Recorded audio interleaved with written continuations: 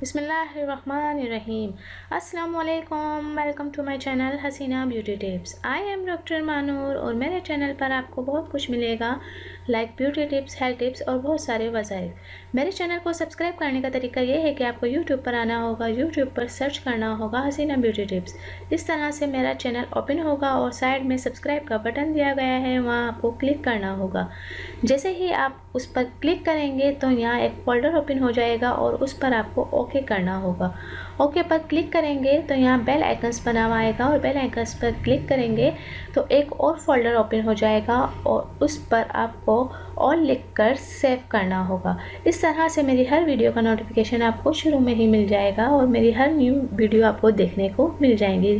तो नाज़रीन, चलते हैं आज के टॉपिक की तरफ। आज का जो मेरा टॉपिक है वो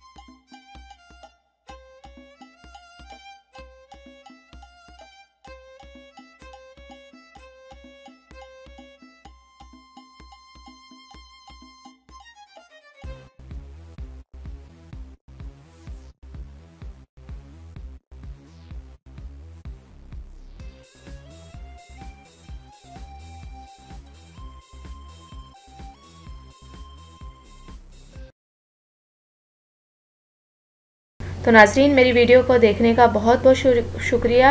एंड तक मेरी वीडियो आपने देखी, आपका बहुत बहुत शुक्रिया। मेरे चैनल को लाइक करें, सब्सक्राइब करें और शेयर करना हरगिज़ ना भूलें। Thank you. अल्लाह हाफिज़। मिलता है नेक्स्ट वीडियो में और वो भी आपकी पसंद की वीडियो के साथ।